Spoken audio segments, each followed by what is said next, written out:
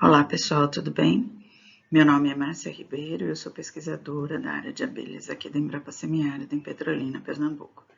Então, dando continuidade ao curso de polinização agrícola, né, dentro do módulo 2, eu vou falar um pouquinho sobre os cultivos beneficiados, né, como melão, melancia e algumas outras cucurbitáceas.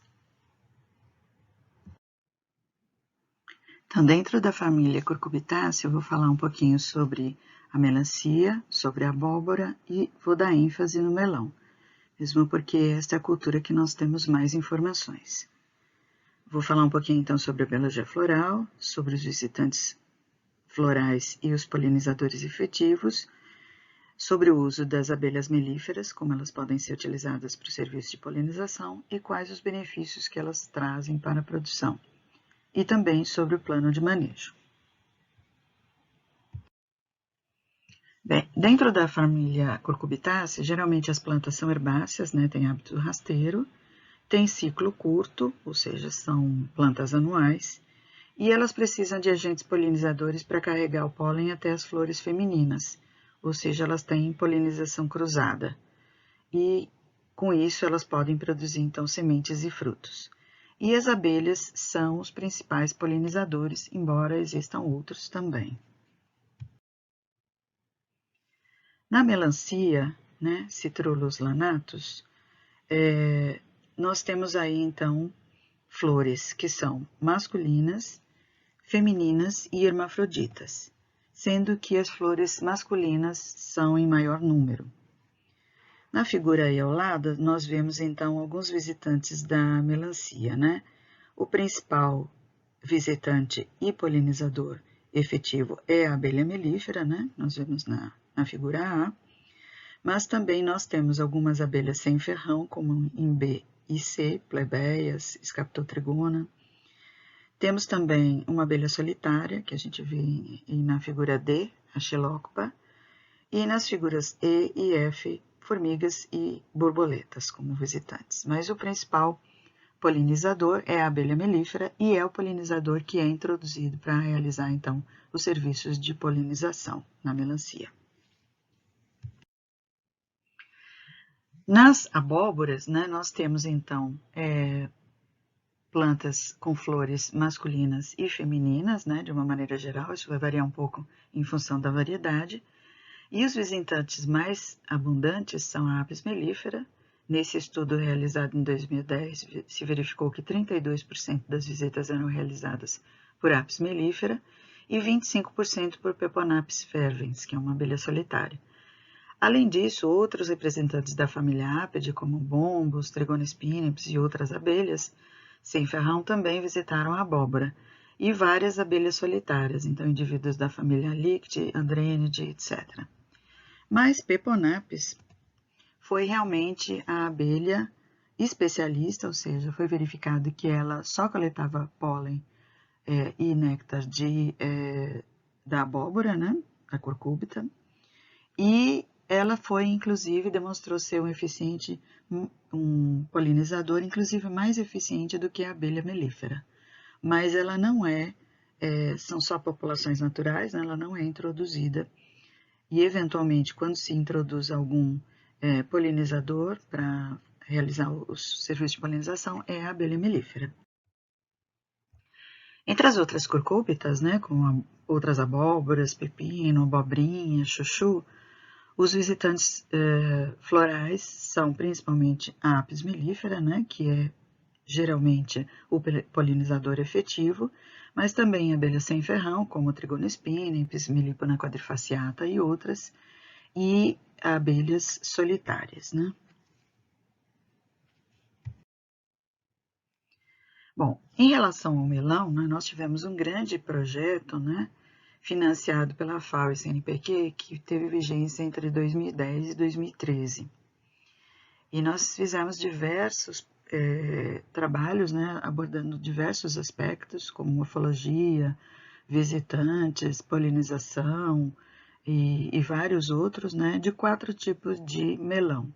Então, o melão amarelo, né, o pele de sapo, o cantalupe e o galha, que a gente tem aí nas figuras, né? todos de cucumis melo, de melão. Então, os principais polos de produção de melão no Brasil são no Ceará, o polo Baixo Jaguaribe, e no Rio Grande do Norte, o polo Mossoró-Açu. Mas aqui na nossa região, né, nós estudamos principalmente o polo Petrolina em Pernambuco e Juazeiro na Bahia. Essa região é uma grande produtora de frutas e principalmente de melão, entre outras, né, além de uva e manga, que são os carros-chefe da região de fruticultura irrigada. E o melão também é uma fruta muito produzida e exportada para diversos países do mundo. A biologia floral do melão, ele tem flores masculinas e flores hermafroditas. Nessa figura A e B, nós vemos então as flores masculinas, mostrando então a corola e o cálice, né? E aí na flecha vermelha dá para a gente ver então as partes masculinas dessa flor.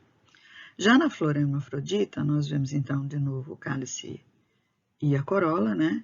As partes masculinas e as partes femininas dessa flor. Dá para ver nitidamente em vista lateral, né? Que aqui a gente vê claramente qual é a flor hermafrodita.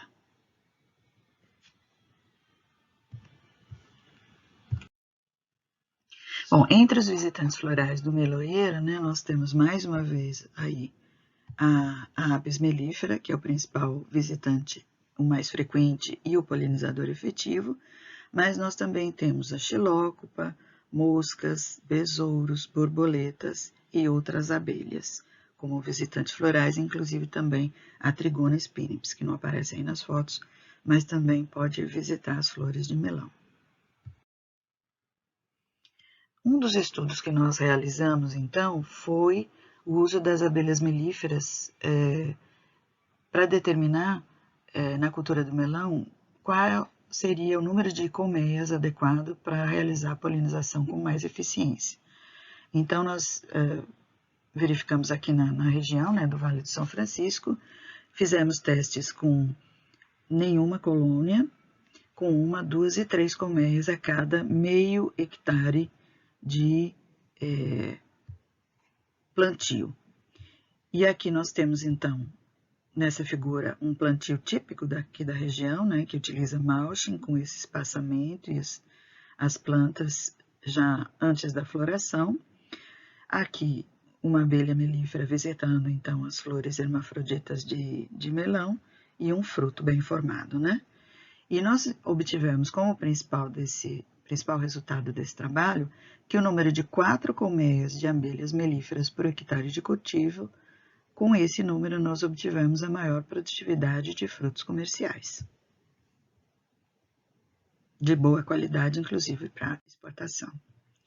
Aqui na região, né, de Petrolina e Juazeiro, nós já temos há alguns anos o uso de abelhas melíferas na polinização de algumas culturas. Além de melão e melancia, nós temos também a manga e a goiaba. Bem, entre os benefícios do uso das abelhas melíferas na polinização de culturas, nós temos como uma regra, né, maior produtividade e qualidade dos frutos. Essa qualidade pode ser refletida, então, no melhor formato do fruto, né, e com isso vai haver um maior valor de mercado, um maior número de sementes, uma maior produção dos frutos, com melhor sabor e maior peso. E, inclusive, então, a gente pode ver que até plantas, espécies vegetais que têm autopolinização, são beneficiadas, como, por exemplo, na goiaba, né?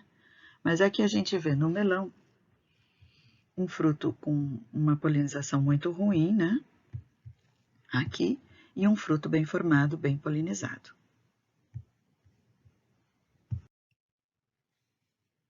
Bem, como é que seria então o manejo das colmeias nas culturas, né? Primeira coisa é que nós temos que manter as colmeias pelo menos a 300 metros da passagem de pessoas e animais. Deve-se evitar ruídos altos, como barulho de moto, trator, gritos, que podem causar então estresse e defensividade por parte das abelhas.